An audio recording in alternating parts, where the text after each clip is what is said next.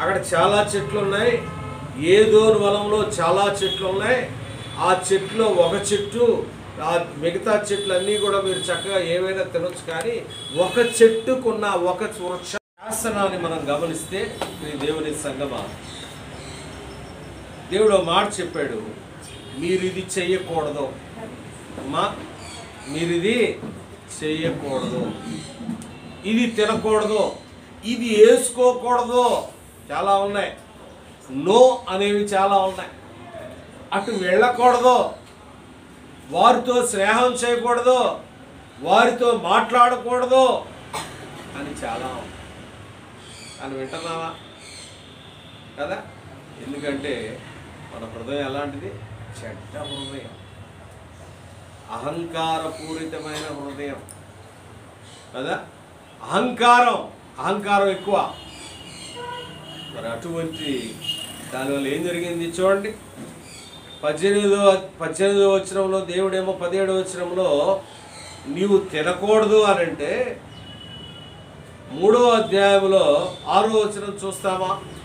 3వ అధ్యాయం స్త్రీ ఆ వృక్షము ఆహారమునకు మంచిదియు కన్నులకు అందమైనదియు వివేకమిచ్చు రమ్యము అయినదియు నై ఉండుట చూచినప్పుడు. అభినయ చదువమ్మాది 3వ అధ్యాయం 6వ వచనం చదువు.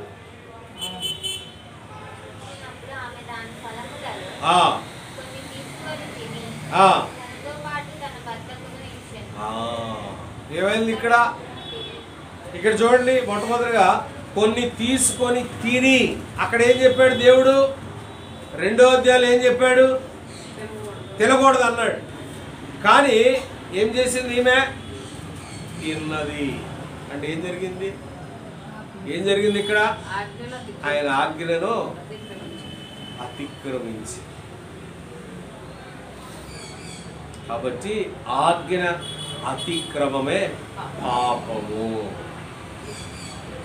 ఎందుకు వచ్చాడు యేసయ్య? మనుష్య కుమారుడిగా ఎందుకు రావాల్సిన అవసరం వచ్చింది? చాలా మంది ఉన్నారుగా ఇక్కడ, చాలా మందిని ఆయన సృష్టించాడుగా. మొట్టమొదటి మానవుడు ఉన్నాడు, ఆదాము ఉన్నాడు, తర్వాత అబ్రహాము ఉన్నాడు, తర్వాత ఇస్సాకు ఉన్నారు, తర్వాత యాకోబు ఉన్నారు, తర్వాత యోసేపు ఉన్నారు, తర్వాత దావీదు ఉన్నారు, మరి దానియేలు, ఇంకా చాలామంది ఉన్నారు. కానీ అందరూ ఏదో ఒక విషయంలో తప్పిపోయారు. ఇది ఇక్కడ పాయింట్. పాపం వాళ్ళ ద్వారా ఏదో విధంగా ఈ పాపం నుండి పరిహారం చేయాలని అనుకున్నారు ఆయన, కానీ అవలా. కానీ అక్కడ మనం చూస్తే ఈ పాపానికి పరిహారం ఎప్పుడు జరుగుద్ది అని ఆయన ఆలోచన ఎప్పుడు చేశాడు చెప్పండి? ఎవరికైనా గుర్తుందా అది? చెప్పండి. పాపానికి పరిహరించి మనం పరిశుద్ధునిగా చేయాలని ఎప్పుడు ఆలోచన చేశాడు చెప్పండి? చూడండి, ఎఫెసీ గ్రంథం, అపోస్తలుడైన పౌలు గారు ఎఫెసీలకు రాసిన పత్రిక 1వ అధ్యాయం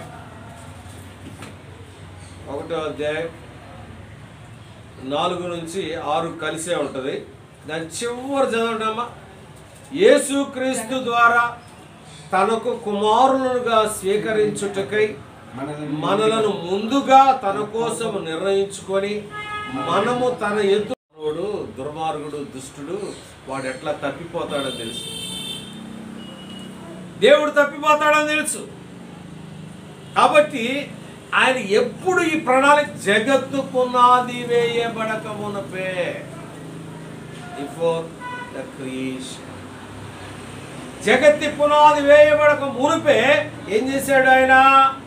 చూడండి, ఆయన ప్రేమ చేత ఆయన క్రీస్తులో మనలను ఏర్పరచుకొనెను.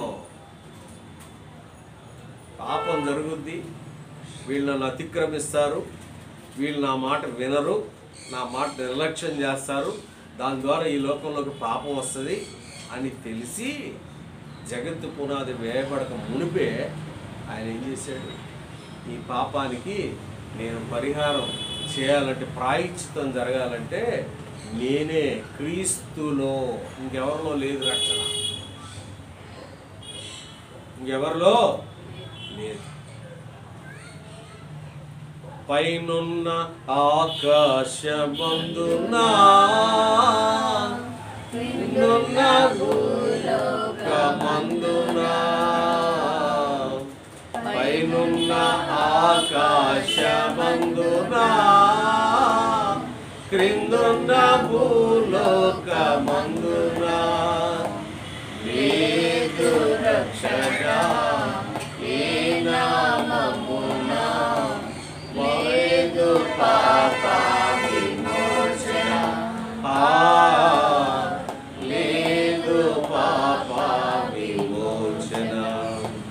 పైనున్న ఆకాశమందున, ఏ నామములో, ఆయన పెద్ద పాస్టరు, బిషపు, లేకపోతే పోపు, ఏంటి పోపు గారు తెలుసుగా, మన రోమన్ క్యాథలిక్ దానికి ప్రపంచానికి అందరూ కూడా అధిపతి పోపు గారు. ఆయన రోమ్లో ఉంటారు. అట్లానే మన తెలుసు కదా ఏఎల్సి అని పెద్ద పెద్ద సంఘాలు ఉన్నాయి, వాటిలో పెద్ద పెద్ద బిషప్పులు అండ్ ప్రెసిడెంట్లు ఉంటారు. ఎవరి నామంలో లేదు రక్షణ, ఎవరి నామం? క్రీస్తు నామములోనే. కాబట్టి జగత్తు పునాది వేయబడక మునిపే ప్రేమ చేత ఆయన క్రీస్తులో మనలను ఏర్పరచుకొనెను. చూసారా ఎప్పుడు జరిగింది ఈ ప్రణాళిక? ఎప్పుడు జరిగింది? జగత్తు పునాది వేయబడక మునిపే. మొట్టమొదటి ప్రవచనం యేసుక్రీస్తు ప్రభువారి గురించి మొట్టమొదటి ప్రవచనం ఎక్కడుంది? ఆయన ఈ లోకానికి వస్తారు అని ఎక్కడ ప్రవచించారు దేవుడు? చూడండి ఒకసారి ఆదికాండం 3వ అధ్యాయం 15వ వచనం. ఆదికాండం 3వ అధ్యాయం. మరియు నీకును స్త్రీకిని నీ సంతానమునకును ఆమె సంతానమునకును వైరము కలుగజేసేదను, అది నిన్ను తల మీద కొట్టును, నీవు దానిని మడిమ మీద కొట్టుదు అని చెప్పి ఎవరికి చెప్పాడు ఈ ప్రవచనం? ఎవరికి? సాతానుకి చెప్పాడు. నువ్వు దొంగవి, మోసం చేశావు అని వాళ్ళిద్దరు పక్కన పెట్టి మొట్టమొదటి ప్రవచనం ఎవరికంటే సాతానికి చెప్పింది దేవుడు, అపవాది.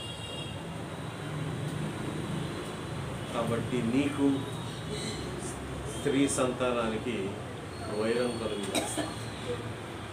కదా. ఆయన తల మీద వాళ్ళు ఏం చేస్తారట? వాళ్ళు ఏం చేస్తారు? నీవు దానిని మడిమ మీద కొట్టుడు అని చెప్పారు. స్త్రీ సంతానం ఎవరు? ఆయన ఎవరు? క్రీస్తు ప్రభువు. చూసారా మొట్టమొదటి ప్రవచనం ఎవరికంటే, మొట్టమొదటి ప్రవచనం దేవుడు అపవాదికి, ఎవరైతే పాపానికి ప్రేరేపితులను చేశాడు. పాపం చేసిన వాళ్ళకి చెప్పాల. పాపం చేసింది ఎవరు? మొట్టమొదటి సృష్టి మానవుడికి లేదా స్త్రీకి చెప్పలా దేవుడు. నీ వలన ఈ లోకంలోకి పాపం వచ్చింది కాబట్టి నీకు ఆ స్త్రీ సంతానానికి ఎప్పుడు కూడా వైరమే. స్త్రీ సంతానం కదా, స్త్రీకిని నీ సంతానమునకును ఆమె సంతానమునకు వైరము కలుగజేసింది. ఇక్కడ నీకు అనంటే అపవాది, స్త్రీ అంటే మనమే, స్త్రీ సంతానం మనం. ఆయన చూడండి ఇప్పుడు చెప్పండి, యెషయా గ్రంథం 9వ అధ్యాయం 6వ వచనం. యెషయా గ్రంథం 9వ అధ్యాయం. అంటే ఇక్కడే ఒక ప్లాన్ ఉంది. దేవుడు వీళ్ళని ఈ స్త్రీకి తర్వాత అపవాది సంతానానికి వైరము కలుగుద్ది. అక్కడ యేసుక్రీస్తు ప్రభువారు వచ్చి ఆ పాపం నుండి విడుదల చేస్తాడని మొట్టమొదటి ఆ సమయంలోనే దేవుడు ప్రవచించాడు. నేను నిన్ను కొడతా, నీ తల చితుకు తొక్కుతానని. కాబట్టి అప్పుడు ఒక ప్లాన్. మనకి యేసుక్రీస్తు ప్రభువారు పుట్టక ముందు ఆల్మోస్ట్ 500 తర్వాత 750 సంవత్సరాల క్రితమే ఓ మాట చెప్పాడు. చూడండి, యెషయా గ్రంథం 9వ అధ్యాయం. ఏలయనగా మనకు శిశువు 7వ అధ్యాయం చూడమ్మా, 7:14 చదువు. 7:14. కాబట్టి ప్రభువు తానే యొక్క సూచన మీకు తెలుపును. ఆలకించుడి. కన్యక గర్భవతి అయి కుమారుని కని అతనికి ఇమ్మానుయేలను పేరు పెట్టును. ఎట్లా అది సాధ్యం? ఎలా సాధ్యం? ఒక కన్యక గర్భవతి అవడం ఏంటి? ఒప్పుకుంటుందా సమాజం? సమాజం ఒప్పుకుంటుందా? ఒప్పుకుంటాం, మనం ఒప్పుకుంటామా? ఒప్పుకో. కానీ మరి అదే డౌట్ పాప ఎక్స్ప్రెస్ చేసి, ఎవరు మరేమ్మా ఇది ఎలా సాధ్యం ప్రభువా, నేను పురుషుని ఎరగనే, ఇది ఎలా సాధ్యం అని అన్నప్పుడు ఇది పరిశుద్ధాత్మ వలన జరుగుతుంది. ఈ పరిశుద్ధాత్మల జరుగుతుంది కాబట్టి ఆయనలో ఎటువంటి పాపము లేదు. ఆ రక్తము పాపము లేని రక్తము, పాపము కలిగిన పాపము చేసిన మన మీద పోషించుట ద్వారా మనకు రక్షణ వస్తుంది, మనకు ప్రాయశ్చిత్తం జరుగుతుంది అని ప్రణాళిక కలిగి దేవుడు ఆయన మనుష్య కుమారుడిగా ఈ లోకానికి ఇన్కార్నేషన్ అని అంటాం. మనుష్య కుమారుడిగా ఈ లోకానికి రావటం జరిగింది. ఇప్పుడు ఇలా మనుష్య కుమారుడి అవతారం కాదు, గుర్తుంచుకోండి. ఇప్పుడు అవతారం అంటే చాలా అవతారాలు ఉంటాయి, ఒకే ఒక అవతారం, అది పర్మనెంట్ ఇన్కార్నేషన్. మళ్ళీ రెండోసారి వస్తాడు. ఇప్పుడు రక్షించడానికి వచ్చాడు, రెండోసారి. మనకు తెలిసిన కొన్ని అవతారాలు వేరు వేరు ఉన్నాయి. ఒక యుగంలో ఒక అవతారం, ఇంకో యుగంలో ఇంకో అవతారం కదా, అది అవతారం. కానీ ఇక్కడ ప్రభువు వారు ఏంటంటే మనుష్య కుమారుని రూపము ధరించుకొని ఈ లోకానికి వచ్చాడు. ఎందుకు వచ్చాడు? పాపులను రక్షించడానికి. ఇప్పుడు మనం అందరం పాపులమా కాదా? పాపులమేగా, అందరం పాపులమే కదా కదా. ఒకసారి చూస్తాం మరలా ఆయన ఏ విధంగా మనం రక్షించడానికి ఏమేమి విడిచిపెట్టాడో చూద్దామా? అపోస్తలుడు పౌలు గారు ఫిలిప్పీయులకు రాసిన పత్రిక 2వ అధ్యాయం. అపోస్తలుడు పౌలు గారు ఫిలిప్పీయులకు రాసిన పత్రిక 2వ అధ్యాయం 6వ వచనం నుండి చదువుతాం. ఆయన దేవుని స్వరూపము కలిగిన వాడై ఉండి దేవునితో సమానముగా ఉండుట విడిచిపెట్టకూడని భాగ్యమని ఎంచుకొనలేదు గాని మనుషుల పోలికగా పుట్టి దాసుని స్వరూపమును ధరించుకొని తన్ను తానే రిక్తునిగా చేసుకొనెను. మరియు ఆయన ఆకారమందు మనుషుడిగా కనపడి మరణము పొందినంతగా, అనగా శిలువ మరణం పొందినంతగా విధేయత చూపిన వాడై తన్ను తాను తగ్గించుకొనెను. ఒక్కొక్క విషయాన్ని మనం ధ్యానించిన ప్రయత్నం చేస్తాం. 6వ వచనంలో ఆయన దేవుని స్వరూపము కలిగిన వాడు. ఎవరాయన? నెంబర్ 1. రెండవది, దేవునితో సమానమైన ఆధిక్యత, శక్తి, బలము, మహిమ ప్రభావము కలిగిన వాడు. అక్కడ ముగ్గురు ఉన్నారు. ఎవరా ముగ్గురు? తండ్రి, కుమార, పరిశుద్ధాత్మ. వాళ్ళెవరిలో కూడా ఒకరు పెద్ద ఒకరు చిన్న అనేది లేదు. Similar qualities, similar power, similar glory. Similar glory, మహిమ, శక్తి, ఆధిక్యత, ప్రభావం. దేవునితో సమానముగా ఉండుట విడిచిపెట్టకూడని భాగ్యమని ఎంచుకోలేదు. అయ్యో, నేను ఒకవేళ ఈ భూలోకానికి వెళ్తే నేను దైవత్వాన్ని కోల్పోతానేమో, నేను దేవునితో సమానముగా ఉండనేమో, దేవునితో సమానముగా ఉండలేనేమో అని అనుకోలేదండి ప్రియ. ఇంకా చూస్తే మనుష్యుల పోలికగా పుట్టి దాసుని స్వరూపమును ధరించుకొని. మనుష్యుల పోలిక. ఈ మధ్య మీరు గమనించారు లేదో, కొంతమంది వీళ్ళలాగా ఎవరైనా అక్కడ ఎవరైనా పుడతారా అని అంటున్నారు. పుడుతుందా?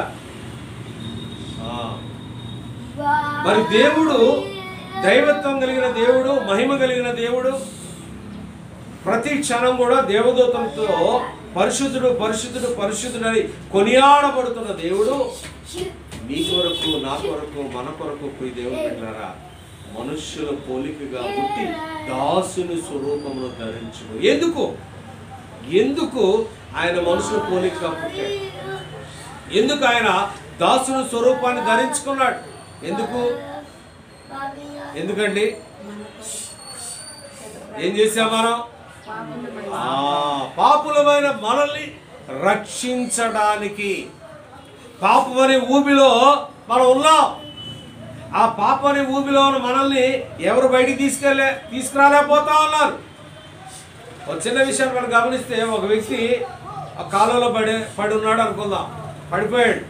అయ్యో నన్ను రక్షించండి రక్షించండి అని అంటే, ఏరా ఈ ఈత రాదా? ఈత నేర్చుకోలేదా?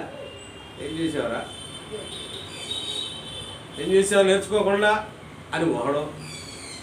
ఇంకోడేమో నేను ఎన్నోసార్లు నేను వెళ్ళేటప్పుడు పిలిచానండి రాలేదని ఒకడు. ఎందుకు పోయావురా కాలువ దగ్గరికి? ఎందుకు పోయావు కాలువ దగ్గరికి? తెలియదా పడిపోతావా అని ఒకడు. ఇదే ఇప్పుడు సందర్భం. అదే ఏంటండి సందర్భం? ఏంటి సందర్భం? ఆయన అబ్బో వీడు మా ఊరుడు కాదే, వీడు మా సంఘం కాదే, వీడు మా కులం కాదే అని ఒకడు. అని యేసయ్య అయితే ఏం వెళ్తాడు? యేసయ్య అయితే ముందుకు ఏం చేస్తాడు? యేసయ్య దూకుతాడు. ఎక్కడికి? కాలువలోకి దూకి ఆయన పైకి తీసుకొస్తాడు. నువ్వు ఏ పరిస్థితిలో ఉన్నా, నువ్వు ఏ ప్రాంతానికి చెందినా, ఎటువంటి స్థితిలో ఉన్నా, ఎంత పాపంలో ఉన్నా కానీ నిన్నేం చేస్తాడు? ఆయన నీ రూపం ధరించుకున్నాడు, నీ దగ్గరకు వచ్చాడు. దేవుని కుమారుడిగా ఉన్న ఆయన మనుష్య కుమారుడిగా, అయ్యో నేను మనిషిగా నేను ఆ రూపం ధరించుకోకపోతే నన్ను స్వీకరించరే, నన్ను దగ్గరకు రానివరే అని దేవుని బిడ్డ మనుష్య రూపం ధరించుకొని ఏమయ్యాడు? ఆయన రిక్తునిగా. ఎటువంటి దైవత్వం లేదు, ఎటువంటి శక్తి లేదు, ఎటువంటి మహిమ లేదు, ఎటువంటి ఆధిక్యత లేదు, ఎటువంటి ప్రభావం లేదు. ఎందుకు చేశాడండి ఇవన్నీ? ఎందుకు చేశాడు ఇవన్నీ? అభినయ ఎందుకు చేశాడు? ఎందుకు? నిన్ను నన్ను రక్షించటానికి, నిన్ను నన్ను బ్రతికించడానికి, నిన్ను నన్ను ఆయనతో తండ్రితో సమాధానపరచటానికి. దైవత్వాన్ని విడిచిపెట్టాడు, దేవునితో ఉన్న సంబంధాన్ని విడిచిపెట్టాడు. ఒకనొక సమయంలో మీరు గమనించారు లేదో, ఆ శిలువ శ్రమలో మాట్లాడు, తండ్రి నా చెయ్యి ఎందుకు విడిచిపెట్టావయ్యా? నన్ను ఎందుకు విడిచిపెట్టావయ్యా? అప్పుడు దేవుడి యొక్క సమాధానం ఏంటంటే, నీవు కూడా మనిషిలాగా పాపివయ్యావు, అందుకని నిన్ను విడిచిపెట్టా. Father left his son's hand because of sin. పాపం వలన చూడండి, మనుషుల పోలికగా దాసుని స్వరూపం ధరించుకోవడం వల్ల దేవుడు ఆయన కుమారుడైన యేసుక్రీస్తు ప్రభువారి చెయ్యిని విడిచిపెట్టాడు. చాలాసార్లు మనం వినుంటాం ఈ మాట, 7 మాటలో ఒక మాట, నా చెయ్యి ఎందుకు విడిచితివి. ఎందుకు విడిచాడో తెలుసా? ఆయన మనుషుల పోలికగా పుట్టాడు కాబట్టి విడిచిపెట్టాడు. ఇవన్నీ ఎందుకు చేశాడంటే తన్ను తానే రిక్తునిగా చేసుకొనెను. రిక్తుడు అంటే ఏంటండి? రిక్తుడు అంటే ఏంటి? ఎటువంటి శక్తి లేనివాడు, ఎటువంటి అధికారము లేనివాడు, ఎటువంటి ప్రభావము లేనివాడు. ఆయన అలా చేసుకున్నాడు. ఎందుకు ప్రియదేవుని పెట్టాడు? ఎందుకంటే నీకు శక్తి లేదు, నాకు శక్తి లేదు, మనకు శక్తి లేదు, మనకు ఎటువంటి మహిమ లేదు, మనకు ఎటువంటి పరిశుద్ధత లేదు, మనకు ఎటువంటి పవిత్ర లేదు. కాబట్టి మనకులాగా ఉండాలనే ఉద్దేశంతో దేవుడు 2024 సంవత్సరాల క్రితం అవన్నీ కూడా తీసేసుకొని ఈ రోజున జన్మించినట్లుగా ప్రపంచం కొనియాడతాం. దీని గురించి వాదన మనం అవసరం లేదు. 25 పుట్టాడా అని కొంతమంది, నిజంగా ఈరోజే పుట్టాడా, అవి ఎందుకు మనకు అవసరం? పుట్టిన మాట వాస్తవం. 25 పుట్టాడా 24 పుట్టాడని మనకెందుకు? చలికాలంలో పుట్టాడు అంతే కదా. గొర్రెలు బాగా చలి, ఆ గొర్రెల కాపురలు చలి కాచుకుంటాడు. ఓహో, చలికాలం అంటే జనరల్గా డిసెంబర్లో ఉంటుంది కాబట్టి డిసెంబర్ 25 అంటాం. ఇక్కడ ఎక్కడా కూడా మనకి బైబిల్లో డిసెంబర్ 25వ తేదీ యేసుక్రీస్తు ప్రభువారు పుట్టారని ఎక్కడా లేదు. లేనంత మాత్రాన్ని ఇది తప్పు అనడానికి కూడా లేదు. ఎవరు చెప్పారు, మనం వింటాం. దాంట్లో వాదించుకోవాల్సిన అవసరమే లేదు. కొంతమంది ఏంటంటే అపవాదుతో నింపబడి వాళ్ళు మనల్ని నిజంగా పుట్టాడని మీరు ఎలా చేస్తున్నారు అని కొంతమంది ప్రశ్నిస్తారు. కానీ మనం వాళ్ళతో వాదించాల్సిన అవసరమే లేదు. కాబట్టి మీ దేవుని పెట్టారు. ఇంకోటి చూస్తే మరియు ఆయన ఆకారమందు మనుష్యుడిగా కనపడి మరణము పొందినంతగా, అనగా శిలువ మరణం పొందినంతగా విధేయత చూపిన వాడే తన్ను తాను తగ్గించుకొనెను. ఎందుకు తగ్గించుకోవాల్సి వచ్చిందండి? తనను హింసించిన వారిని, తనను దూషిస్తూ ఉన్న వారిని దేవుడు ఏమన్నాడు చూస్తామా? అది లూకా శుభవార్త 23వ అధ్యాయం 34వ వచనం. లూకా శుభవార్త 23వ అధ్యాయం 34వ వచనం. యేసు తండ్రి తండ్రి వీరేమి చేయుచున్నారో ఎరుగరు కనుక. ఎప్పుడండి ఆ మాట అన్నది? ఏ సమయంలో అన్నాడు కదా? ఎవరితో అన్నాడు? ఎవరి గురించి అన్నాడు? ఎవరి గురించి అన్నారు? మన గురించి తండ్రితో అన్నాడు కదా. మనమే లేచిన దగ్గర నుండి ఏం చేస్తాం? ఆయన దూషిస్తూ ఉంటాం, బాధ పెడతా ఉంటాము, తర్వాత ఆయన నిర్లక్ష్యం చేస్తూ ఉంటాం. మరి ఆ సందర్భం చూస్తే, ఆయన అన్న సందర్భం చూస్తే వాళ్ళు మొహం మీద పిడుగు తిప్పుతూ ఉన్నారు. వెనకాల ఆయన వీపు ఎలా ఉంది? నాగలితో దున్నినా చేరుగా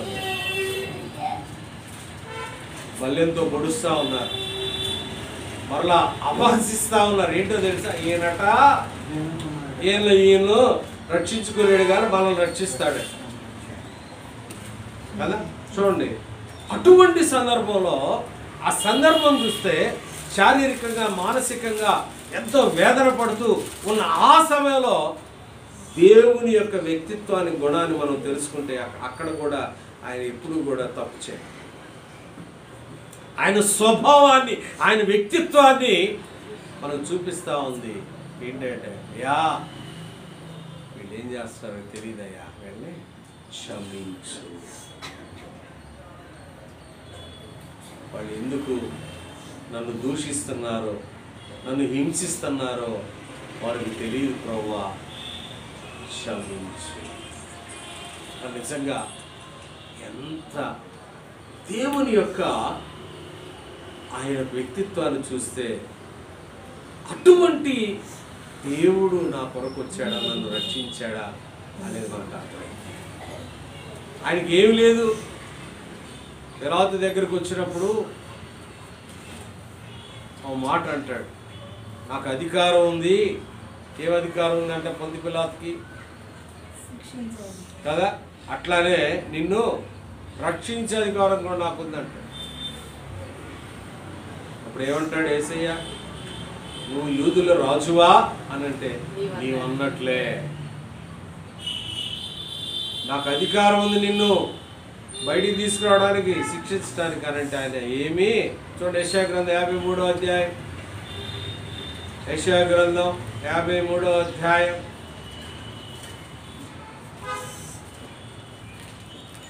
8వ వచనం. అన్యాయం తీర్పు పొందినవాడు అతడు కొనుక్కోబడి అతడు నా జనుల అతిక్రమమును బట్టి మొత్తబడేది కదా, సజీవుల భూమిలో నుండి అతడు కొట్టివేయబడి అయినను అతని తరము వారిలో ఈ సంగతి ఆలోచించిన వారెవరు?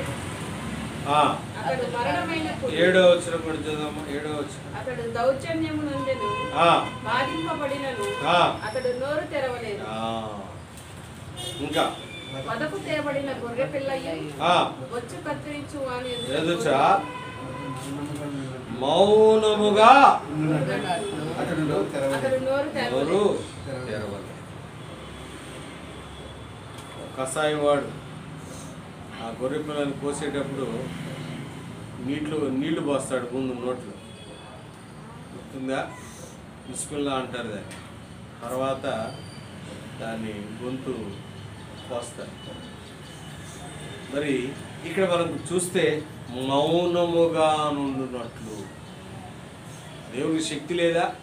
దేవునికి బలం లేదా? దేవునికి మహిమ లేదా? దేవునికి ప్రభావం లేదా? Is the God of all powerful. ఆయన సర్వశక్తిమంతుడు.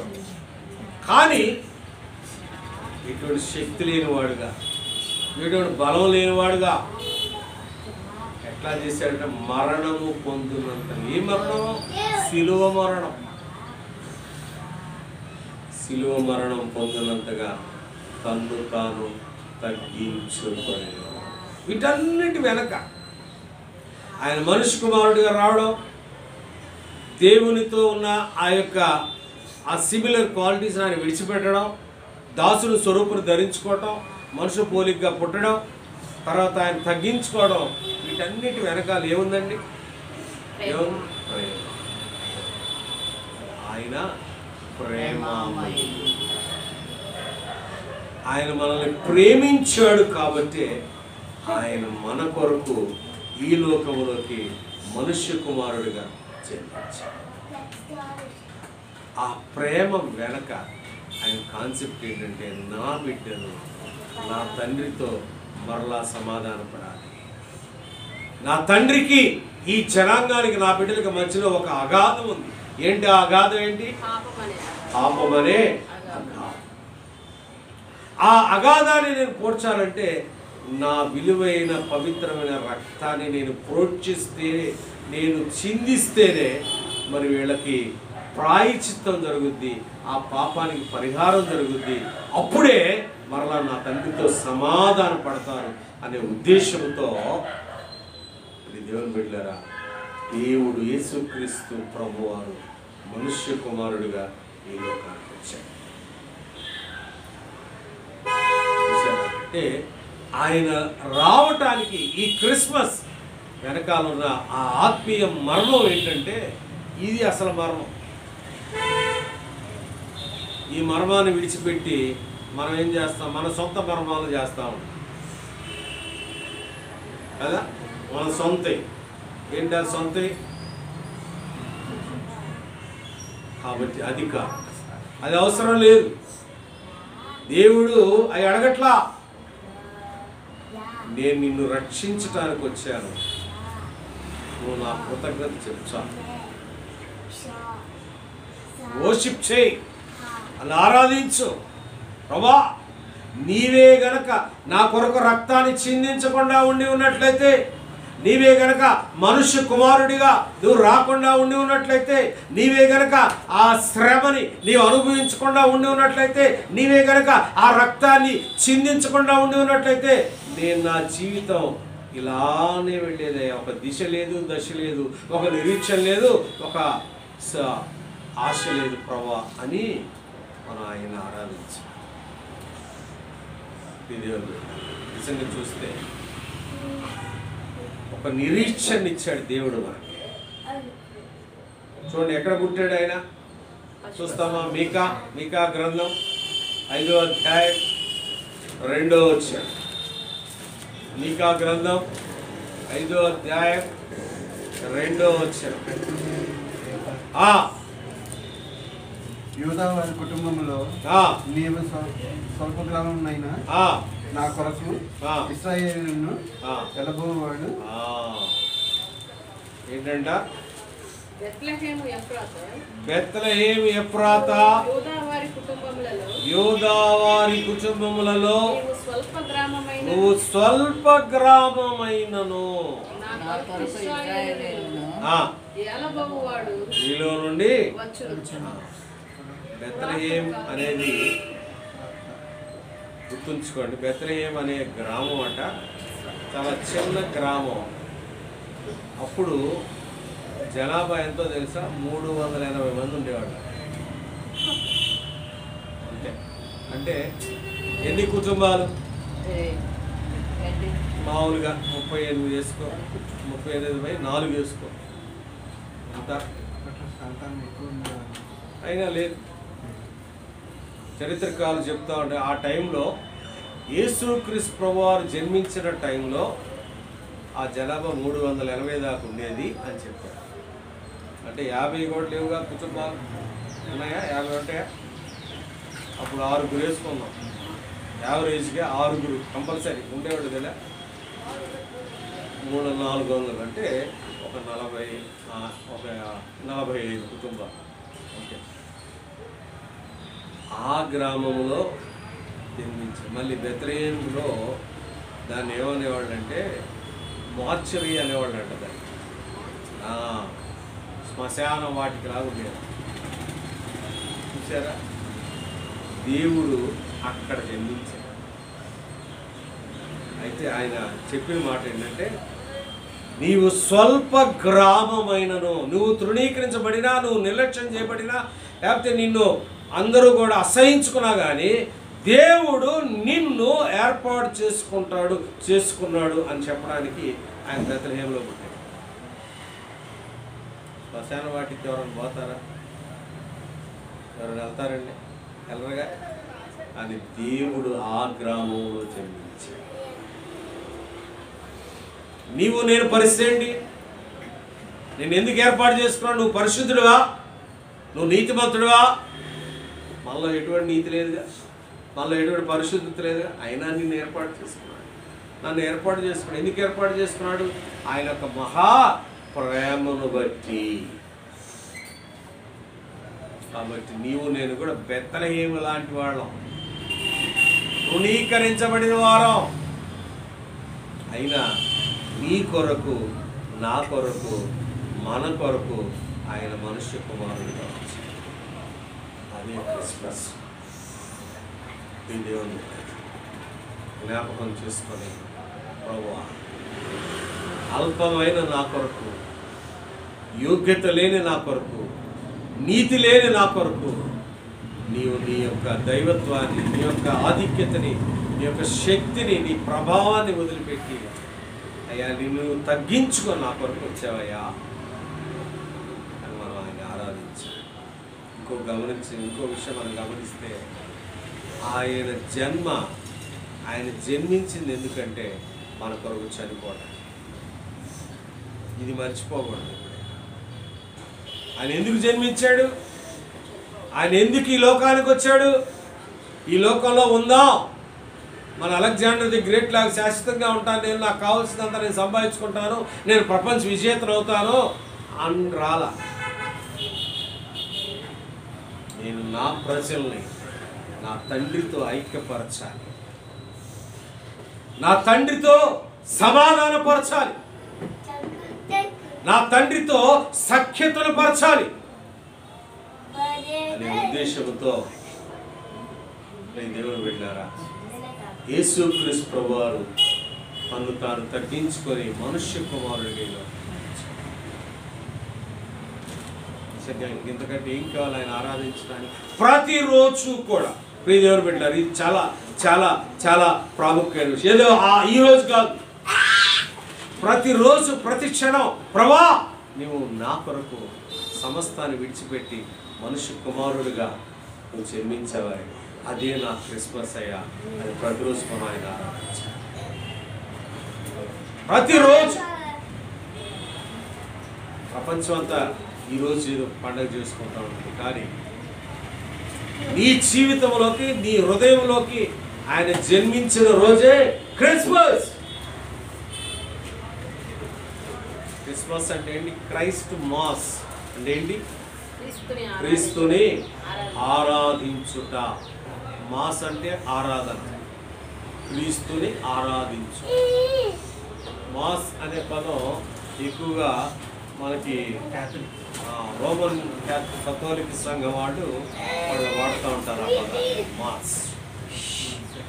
మా బ్రాటప్ అంతా అదే, ఉదయం లేచిన దగ్గర నుండి అక్కడే ఉండేవాళ్ళు, గంటన్నర, రోజుకు గంటన్నర, మళ్ళీ సాయంత్రం కూడా మాస్, ఆరాధన. క్రీస్తుని ఆరాధించాలి. ఎందుకు ఆరాధించాలి? నిన్ను రక్షించడానికి, నన్ను రక్షించడానికి, మనం రక్షించడానికి వచ్చి ఆయన రక్షించాడు కాబట్టి. ఆయన ఎవరు? రక్షకుడు. ఆయన ఎవరు? విమోచన కర్త. ఆయన ఎవరు? ప్రేమామయుడు. ఆయన ఎవరు? కృపా సత్య సంపూర్ణుడు. ఈరోజు దేవుడు బిడ్డ జ్ఞాపకం చేసుకోండి, ఎందుకు దేవుడు ఈ లోకానికి వచ్చాడు? నాకు ఒక ప్రశ్నించుకుందా, నాకు ఒరిగింది ఏంటి? ఇది ఇక్కడ పాయింట్. క్రీస్తు ప్రభు వచ్చారండి, సరే సో వాట్ అని ప్రశ్నించుకో. అప్పుడు ఏమైంది? క్రీస్తు ప్రభు రావటం వల్లే నా జీవితం మారింది. క్రీస్తు ప్రభు నాలో జన్మించటం వల్లే నాకు సమాధానం వచ్చింది. క్రీస్తు ప్రభు జన్మించడం వల్లే నా సంఘంలో సమాధానం వచ్చింది. క్రీస్తు ప్రభు జన్మించడం వల్లే నేను నెమ్మదిగా జీవిస్తాను. క్రీస్తు ప్రభు జన్మించడం వల్లే నాకు నిరీక్షణ వచ్చింది. లేకపోతే లేదు, అక్కడ నిరీక్షణ లేదు, రేపు ఏమైందో తెలీదు. అని దేవుడు మనకు ఆ నిరీక్షణ, ఆయన మనలో జన్మించుట ద్వారా, ఆ క్రిస్మస్ మనలోకి రావటం ద్వారా మనకి ఇన్ని ఆధిక్యతలు వచ్చాయి. ఇవన్నీ కూడా జ్ఞాపకం చేసుకోవాలి. దేవుడు ఇవన్నీ కూడా జ్ఞాపకం చేసుకోవాలి.